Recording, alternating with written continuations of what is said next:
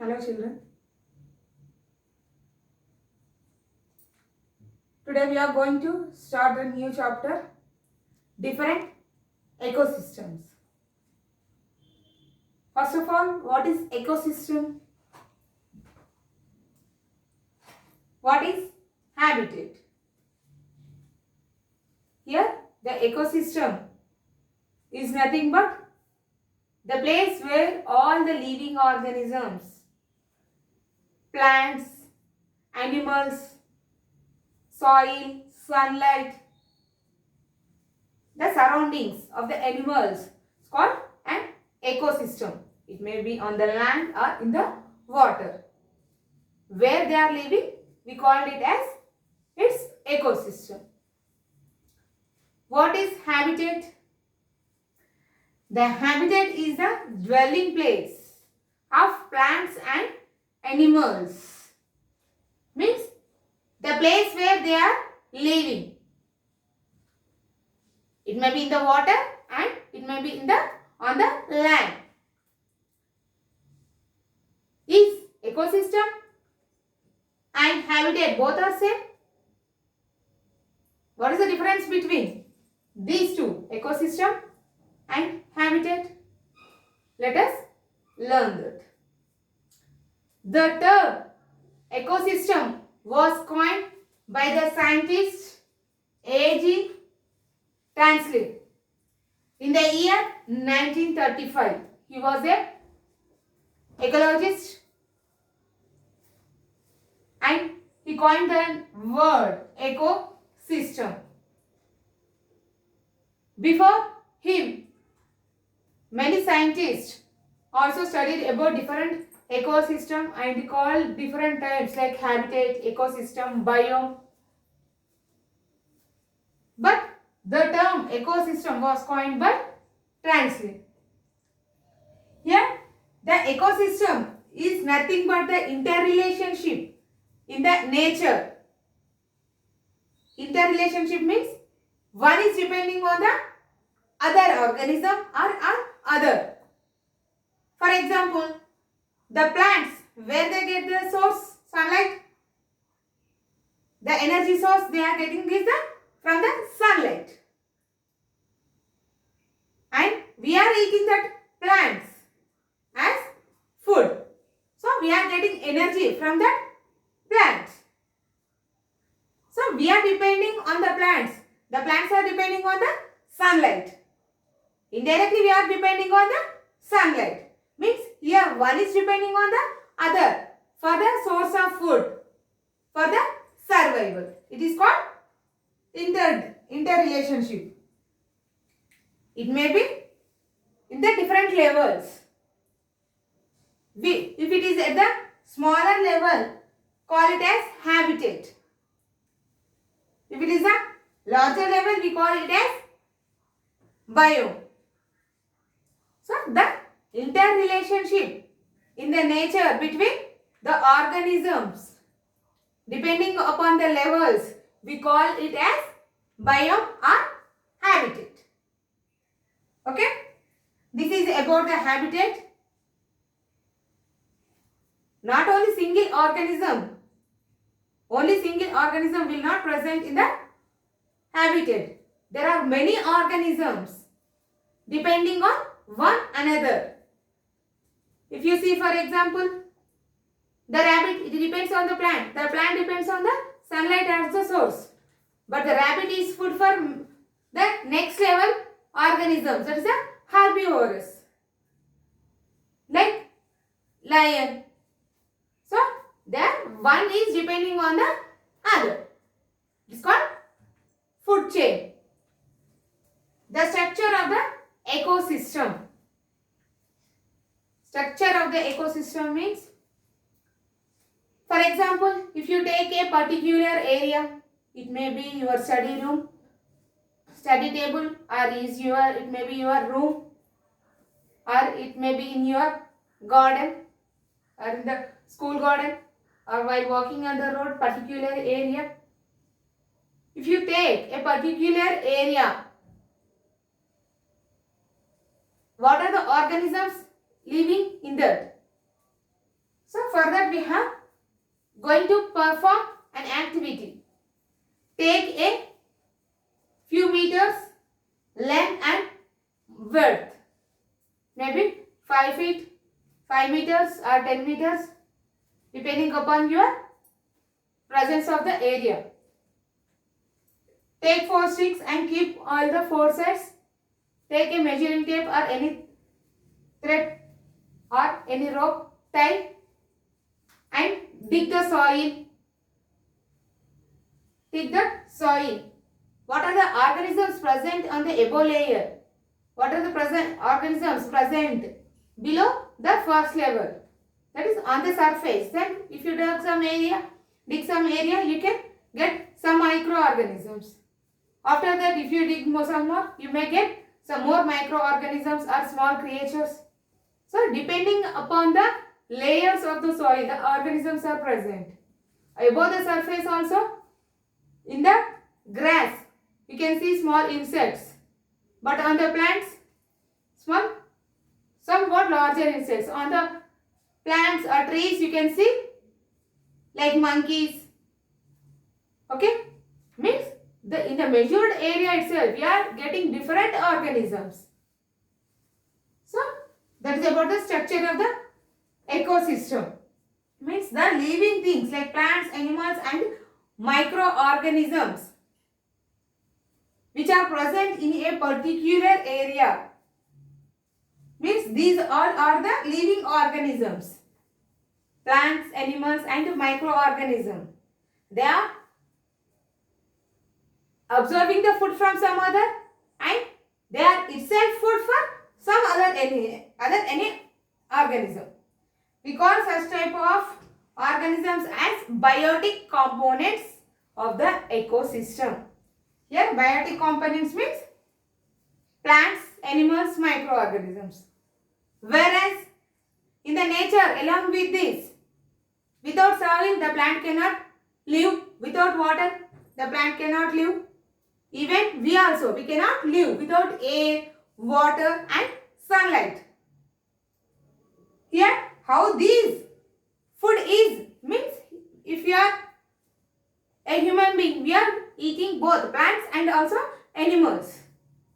Means carnivores and some plants. Means they are serving food for us. But along this food as a source, air, soil and sunlight also important for us from the nature. So we call them as abiotic components. Air, sunlight are called abiotic components. Plants and microorganisms. Without microorganisms, there are many microorganisms which are useful to us. And in the previous chapter itself we have studied about it. So because without these biotic and abiotic components, there is no ecosystem. Okay, the ecosystem includes both biotic components and also abiotic components. Next, interdependency. Interdependency, just before I explained. Here one organism is depending on the other organism. If you go, this is a plant or grass. A rabbit is feeding on this grass. Again, this rabbit is serves food for another organism. Or the caterpillars feed on the grass. The caterpillar serves food for the frog. Again, the frog is food for the snake. The snake is food for eagle. Means, see, you can see 5 organisms in a level. Means, form a chain. We call that chain as food chain. Means, one organism is depending on the other organism. So, we call it as food chain. The food chain explains interdependency between biotic and abiotic components. If you see how the plants prepare itself. Just now we explained, we have learned the caterpillar feeds on grass. But who is serving food for the plants? Anybody is feeding the plant? No. It is preparing the food materials. The plants prepare its own food materials by the source of sunlight, water, and in the presence of chlorophyll. Already it's present in the leaves or the plant. So they are preparing its food. But the energy source is from the sunlight. And the next level organism, it may be caterpillar or rabbit, will they get that source of energy from the plant. Here the rabbit will eat that grass or plants. The sunlight energy along with the food is transferred to the rabbit. Again the rabbit serve food for next level organisms.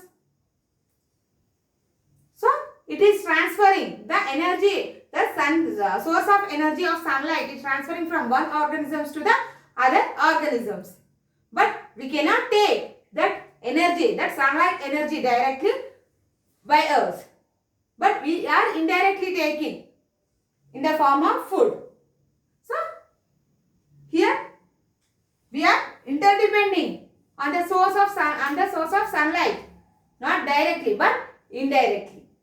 So here interdependency between biotic and abiotic components.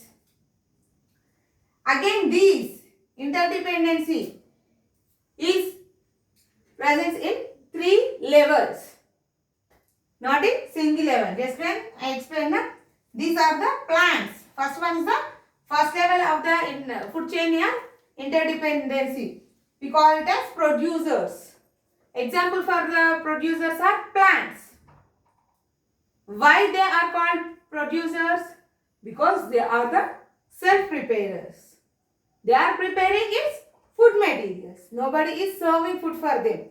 So they are called producers. Next level is the herbivores. Herbivores are the organisms which depends on plants for their food. So here they are depending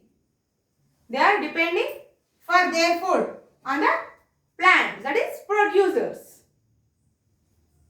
Next level, the carnivorous. The flesh eaters are called carnivorous. Here the plant eaters are called herbivorous. Example, goat, sheep, rabbit. Next the carnivore flesh eaters, tiger, lion. Okay, these will depend on the herbivores for their food. So they serves as the third level of the food chain. So here you can see 3 levels: producers, herbivores and carnivores.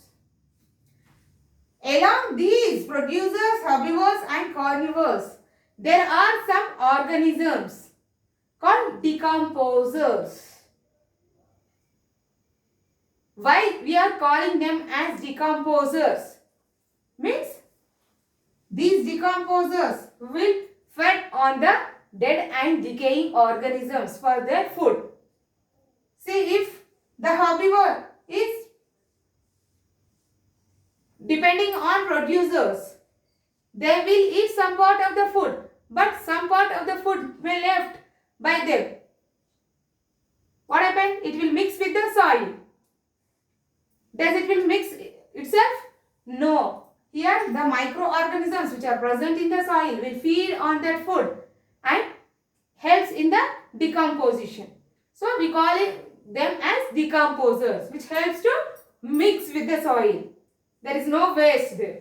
Same as the carnivores are depending on herbivores, while animals are eating flesh. Some part of the flesh may fall, and what happened? It will left there only. It will spoil. But these microorganisms help them to mix and decompose. Helps in the process of decomposition. Mixing, there is no piece at all to remain there. Means they will feed, these decomposers feed on these herbivores and helps in the clean the environment. Here Decomposers are nothing but cleaning our environment. So, along with these producers, herbivores and carnivores, the decomposers also present at each level of the food chain to clean our environment. So, they are also living along with us by cleaning the environment. So, we call decomposers as recyclers. Recyclers. Again, they are cleaning. So, we call it as recyclers. Okay. This is about the habitat and ecosystem. In the next class, we are going to learn more about these producers, consumers. Thank you, children. See you in the next class.